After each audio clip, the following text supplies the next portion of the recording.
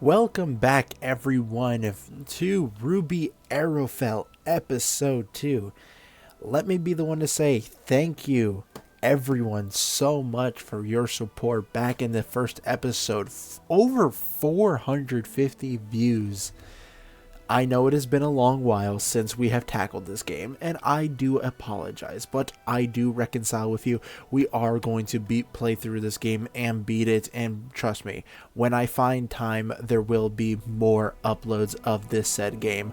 I'm just trying to find the time to make more time in order to play through this game. Also, I will be the one to mention that I recently just ran a poll because I've been looking at my Mr. Incredible video and I've noticed a lot of comments asking about RWBY Grimmy clips. So, here's the idea. Head over to my community post and there is a poll asking if you guys would like me to play through Grimmy clips. That way you guys can understand if you would be interested in getting the game for yourself, or would you... If you would like to get the game for yourself, or would you appreciate it if I were to be that certain person to play the game and actually so you guys can make a solid choice? Because there's been a lot of people asking about it. If Grimmy Clips is fun. If I do play through it, I will be the one to say that I am going to go ahead and try to get one of my friends actually to tag along with us on our RWBY Grimmy Clips journey, if that is what you guys want. But until then, this is RWBY Arrowfell Episode 2, and last time we created metal pants, to say the least. So we are going back to Pietro's pharmacy in order to repair those set pants. So, yes. Alright, here's the armor pieces and the schematics, and let us make a pair of pants. There we go. Wow.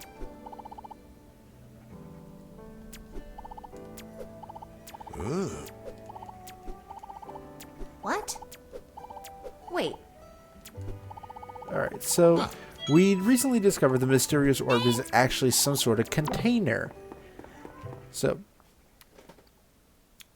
little more knowledge coming through. So also, I do want to apologize of not recording this month because I'm going to say it right now, Sonic X Shadow Generations came out and I kind of sat down and played all the Shadow Generations and Sonic Generations. So I'm sorry, but hey, if you guys would be interested in a Shadow Generations playthrough, let me know. Anyway, let's give this guy his new pants. And now we are having... Wait. He's telling us that there is some grim activity happening, and this leads us to our first chapter boss right here, at the Essen Outpost. Yeah. Alright, so before we go, I'm just gonna... We do have 21 lean. It's not a lot, so we're just gonna check here. Can't really purchase anything here, although that skill point was looking mighty fine if I do say so myself, but we are gonna go ahead and tackle the first boss.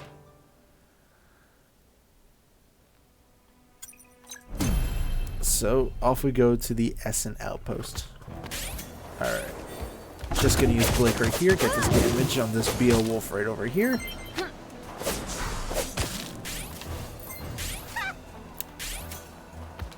Whoa.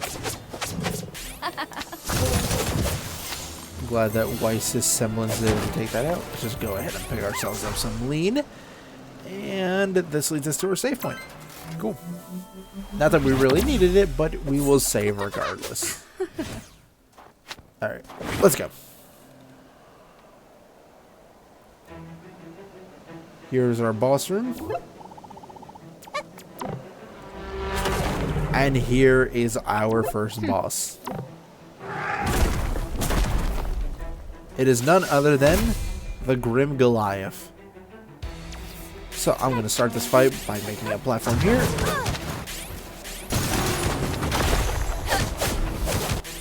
We're going to set another one right here.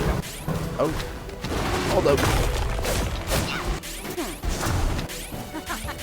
They're not really letting me set up any of my plays that I want to do here. That's fine though. figure it out. Nope.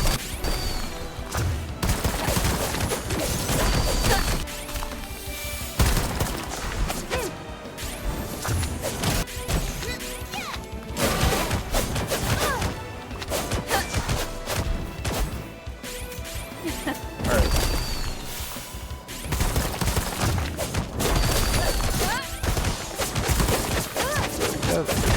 Go. This guy's preparing, so let's go ahead over here. Got it. It's a pretty easy boss fight, all things considered.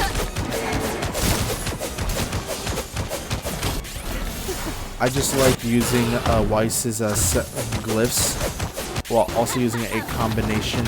Oh my god, that was close. Of Blake's Shadow Clone to rack up that extra damage. That is not a good idea. I messed up there. Alright, we're going to go ahead and do the same thing that we were doing before.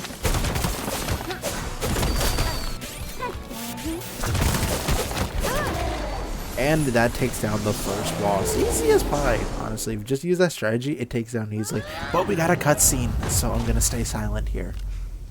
Grim don't get much tougher than that. I hope not. It's the harsh weather. The Grim and Solitas have had to adapt to survive. Well, I'm ready for a nap. It's a good thing we were here. I don't know how these people live so far from... Look out! Also, another good piece of music from Casey. Actually, I don't think this is Casey. It's another guy. Don't quote me on that, actually. But this song is still awesome. You know what?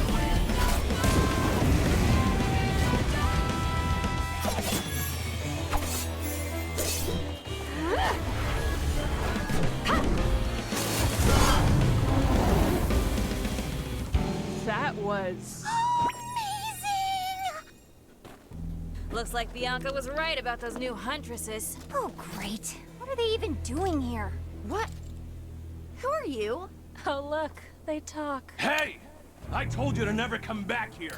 I think Go it was on. Leave us alone.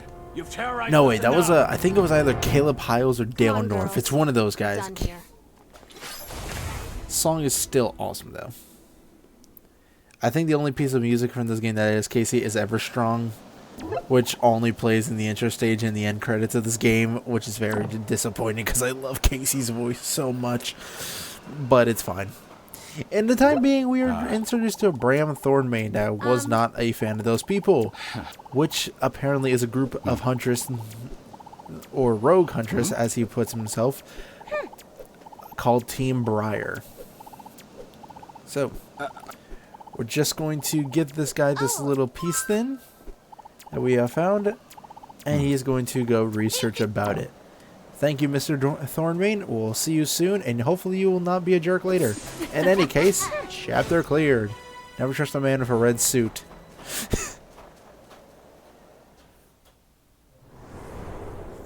And this leads us to the beginning of chapter 2. We're only 8 minutes in the episode. I can keep going. I kind of forgot how much we did in the first episode. But we are led into Ironwood's office. Team. Hello, Harper. No.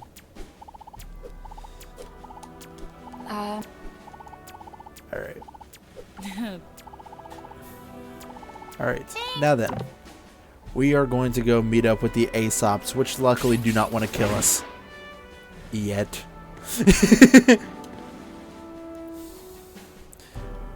Hello, Clover. Best boy. Best Aesops guy, honestly. And there's the others. Hello, Marrow. I do love Marrow too. He's cool. Elm, you were cool for a little bit, but it's oh my god,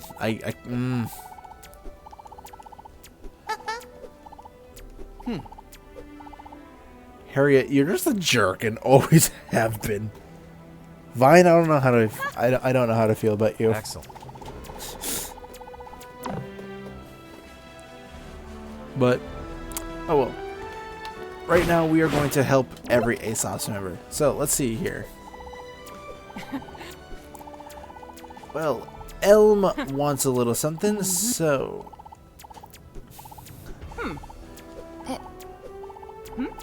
Alright. Now, Elm wants a grape soda, so... There's our location to get some grape soda. And, oh my god, I am not looking forward to what we have to do, because I hate the Atlas people so much.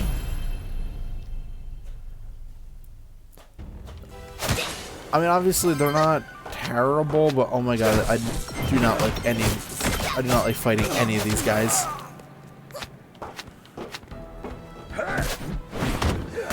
Okay, that should have gone through. Me. There we go. Okay. Yeah, I'm not a fan of fighting these guys, actually. They do so much damage. Hello, Hammer. Alright. So, Marrow wants some goggles. Which we will find in the Tamak ruins.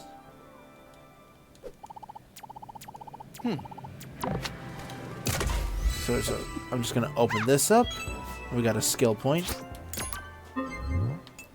I know this is the point where I probably would start handing this to a lot of people, but I'm gonna give it to Ruby for defense, actually. Ruby is the best character, honestly, as this game feels like it was a lot catered to her own moveset. A lot of the other characters feel very situational, but they can be used to like speed through places. Weiss, especially with her glyphs, because you can make extra platforms, and not to mention the glyphs end up spreading out to projectiles. The Blake, her shadow clones, especially when they get upgraded, will have like 2 of them on field. So like if you have Blake's attack power like high, that goes to her shadow clones too, and oh my god, they do so much damage. Yang might be the worst character in treatment, actually. And it's because I don't like how close you have to get to the enemies, because you still take damage a lot, like a lot. So I'm not really a fan playing Yang, as close range is just not my deal to play, and Ruby's scythe takes up so much space. So, alright, speaking of which, I'm going to go and upgrade the energy heal right over here. The energy heal, if not obvious, increases our Orager. And hello, Penny, we will come back to you.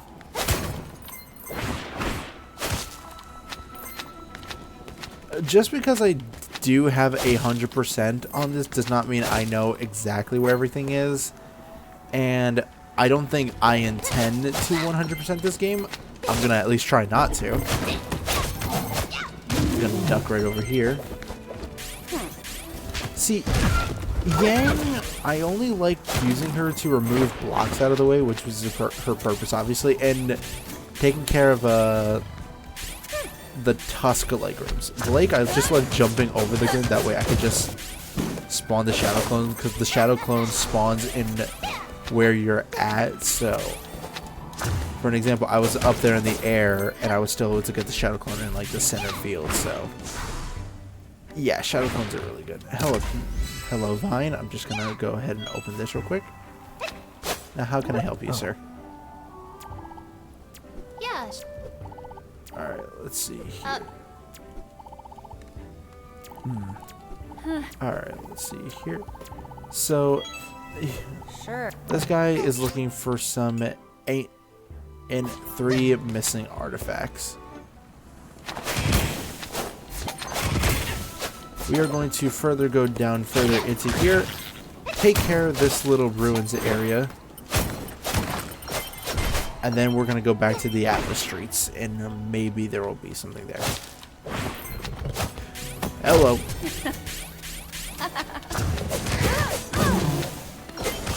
Blake is just good because of the fact that she has range, but her shadow clones are immensely useful.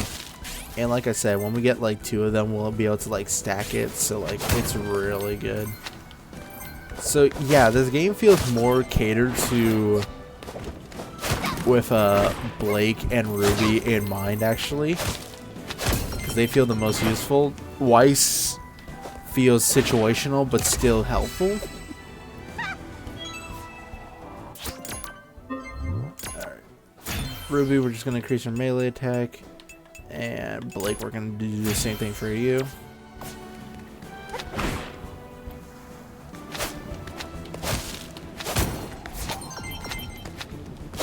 Yeah, so again, it's not that Yang is a bad character. Her normal like attack this does obviously the most damage, but and it's only because of the fact that it's like it's a rapid jab, honestly. To put it simple, think about it like a submachine gun. Alright? It's not gonna do a lot of damage, but it pours a lot of ammo, and that's why it can do a lot of damage. It's probably like the simplest way to put it. Cause see, her jab does 4, but then you gotta consider how fast it comes out.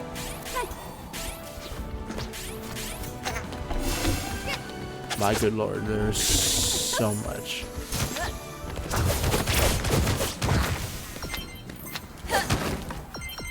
See, in a situation like that right there, Blake just took out like 3 Grim for a price of 1 right there. Blake is good, but Ruby especially feels like immaculate, like very good.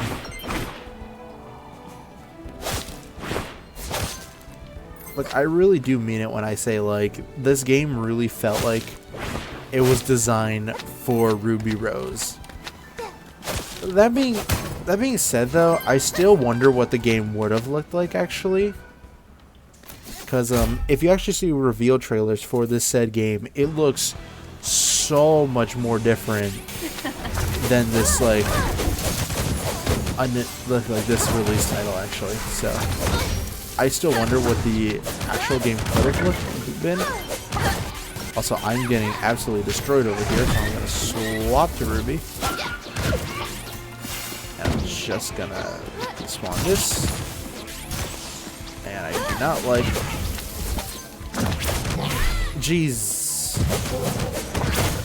Alright, there's a lot going on here. I don't like any of this. Are you kidding me? You were walking to the... Okay. I'm having a rough time, but I'll get it.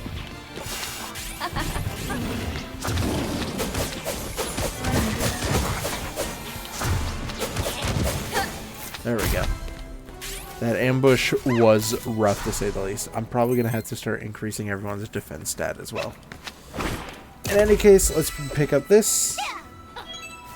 And we got some goggles. So we're just going to go back to Mallow and give him the goggles. Oh, right.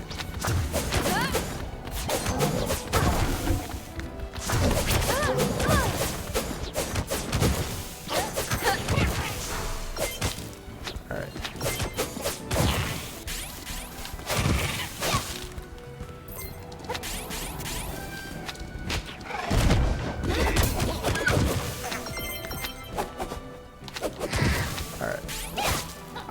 I'm trying to utilize every character, but like Ruby's dash especially just is like really helpful,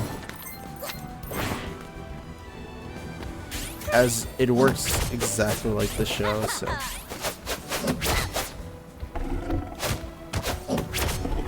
alright, buddy, we really gonna play like this? Thank you.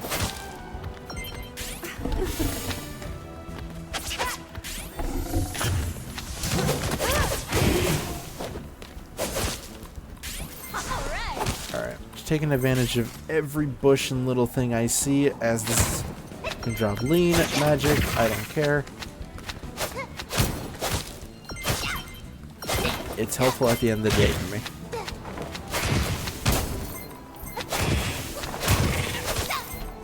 Also, that was one of the cases I mentioned to like one commenter.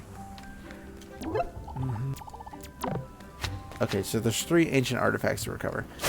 But that was what I was mentioning to one commenter. There's some enemy placements that aren't the greatest, like that one bat I just came out of the cave. Because sometimes they just come out of nowhere. And it could feel really cheap. And this is why I kind of say that this game is not WayForward's best. Now, I know this is probably not a fair comparison, as this game was a remake, but I'm going to use it regardless. If you play WayForward's DuckTales Remastered, you'll notice a much different... You're going to notice a very different, like, enemy placement. And even for their own custom level that they put in the remastered, it was a much more, like, different experience. I'll tell you that for much. So, it's not WayForward's greatest, especially when you know that these guys are the same people who make Shantae. So, yeah, not like I said, not the greatest. But we're gonna go ahead and get this grape soda. Wait. And we're gonna go ahead and give this back to M. Pardon me, sir. Absolutely not. I'll take those coins. And off we go. Okay. Let us go over to the Atlas Academy. Drop this off to M. Yes. And what do you got? Alright, so she gave us information about Team BRIR. Alright, now the rest of the stuff for me to do involves me going into the Atlas main streets. I'm going to first check what's our recording time so far. We're at the 22-minute marker. I'd say we can go for another 10 minutes-ish. Alright, let's see what we can do here. We already fought you guys before, so I'm not going to bother with the audience here to make me watch me refight the same people I just beat. Alright, let's... Okay. You know, just an idea. Maybe instead of attacking me, attack the Grimm that are flying in the middle of the streets. It's just an idea.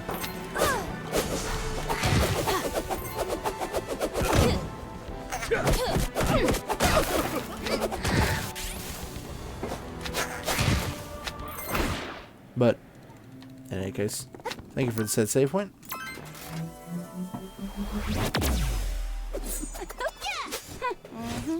Alright, let's go. Alright. Up we go. Alright, not much there. And we're off to my least favorite enemy in this whole game. These female Atlas enemies are so annoying. They have these guns that are very rapid fire. They can sometimes jump away or sometimes jump straight up. And they can have the most bizarre bullet pattern because of their jumping away pattern. When they jump away, all the bullets get into an angle. Or they sometimes like to stay in the air and then change the directory of where they're hitting, shooting the bullets. And it gets annoying when like you're in stressful situations. It's not that it's hard to dodge, it's just when the situation comes, it's going to show up exactly where you're trying to go, and then it can feel like the most inconvenient thing that it just becomes a pain. Like, look at this! Now see, look how many enemies are now coming in, and like this is starting to like...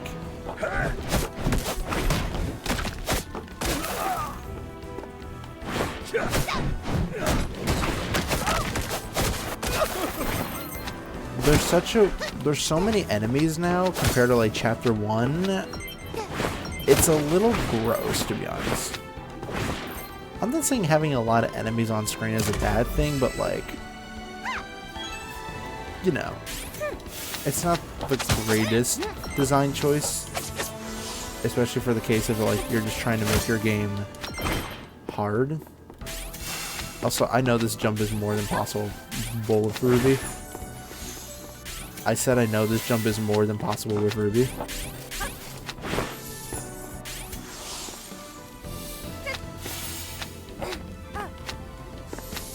Okay, hold on.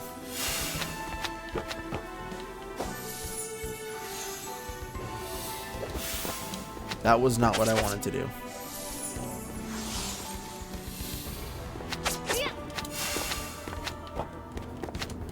I'm folding right now. Hold on. I know this is... That's not what I wanted to do. Hold on. Okay, please. I'm about to timestamp this part of the video where I just like tries to make an incomplete jump. Also, this is why you kind of need to clear out the enemies, because then stuff like this happens.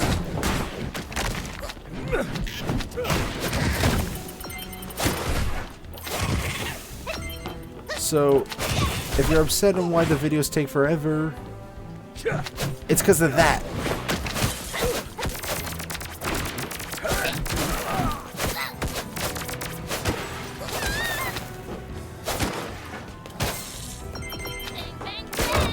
Oh yeah. This is the annoying Atlas stuff I was talking about. This is why I'm not a fan of this area.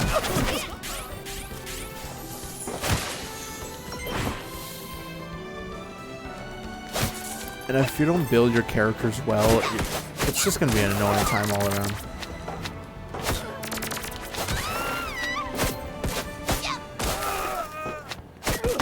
Oh my.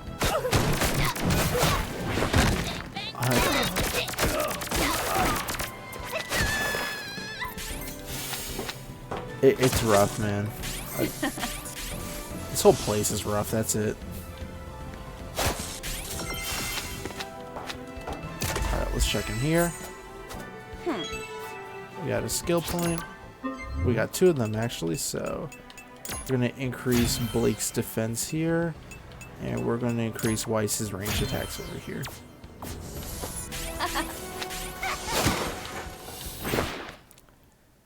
And that gets me out of the Atlas East Street, but it does bring me to Atlas Heights. So we're going to check in here.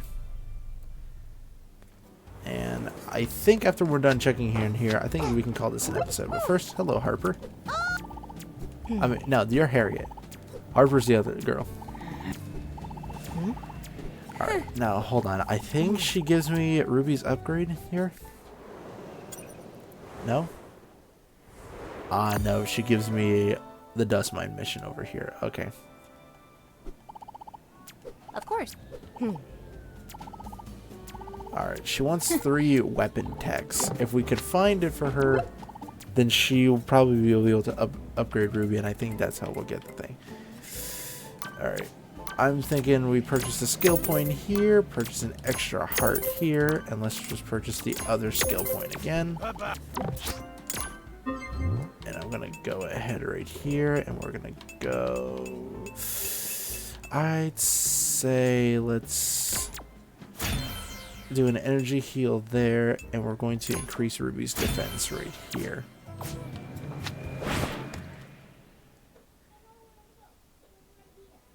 Alright, I think that's a good spot.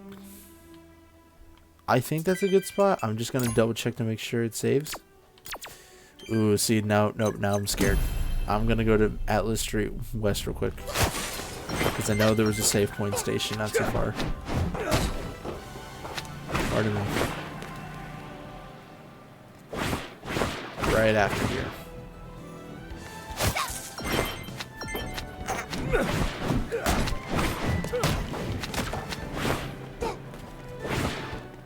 Right here, right? Cool. Alright.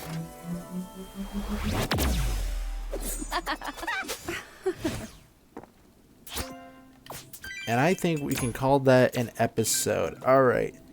In episode 3, we're going to continue exploring the dust mines and continue searching for the 3 pieces of weapon tech and the 3 ancient artifacts for Vine and Harriet, respectively. I will see you all in episode 3. Have a good day.